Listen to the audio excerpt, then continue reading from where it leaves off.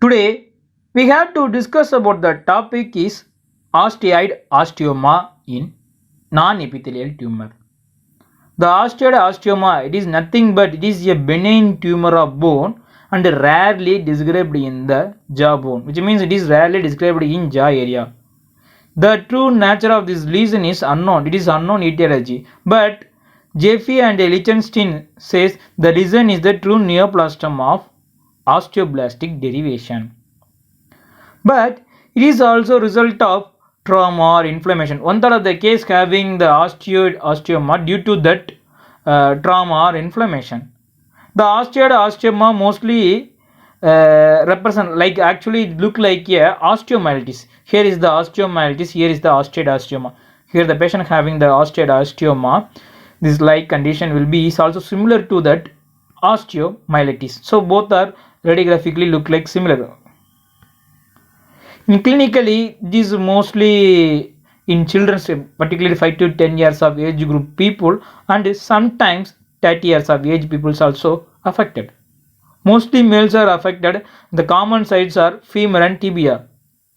The pain becomes severe, particularly at the night, because we talked later. This topic, about the pain, we talked later in this topic. We go. The pain is reduced by the aspirin.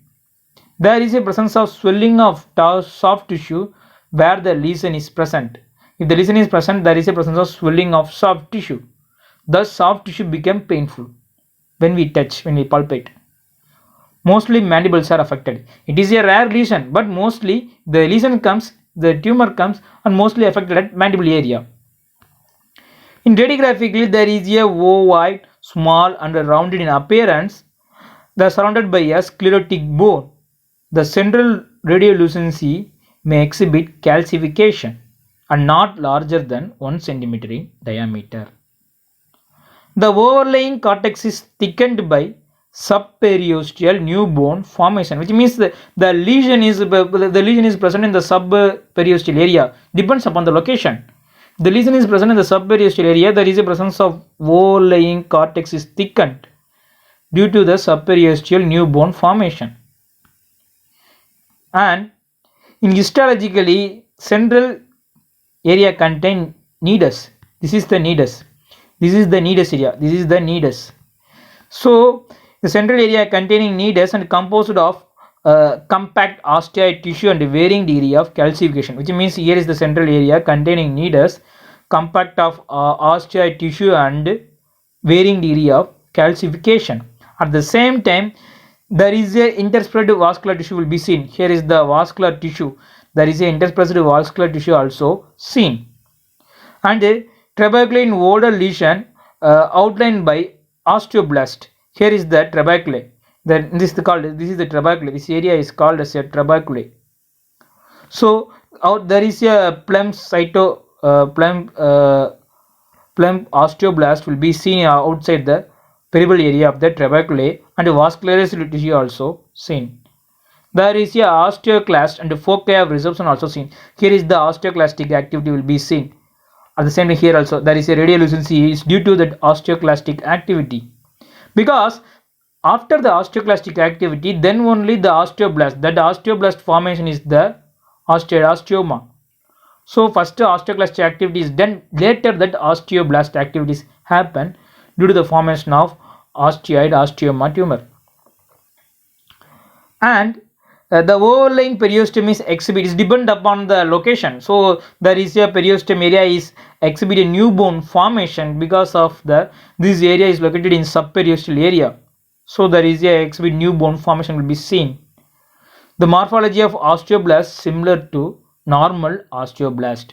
The both are similar. The osteoblast are the morphology of the lesional osteoblast and the normal osteoblast are similar, but the mitochondria is different. There is a presence of neural tissue is present in the nidus. It is the nidus area. There will be a neural tissue is present. In night time, usually there is a increase in pressure in at the night time. So If the neural tissue is present in the needles, due to increase in pressure, there is a release of prostaglandin. Actually, normally prostaglandin is released, but the increase in pressure, there is a prostaglandin stimulate that nervous tissue. As a result, the production of pain.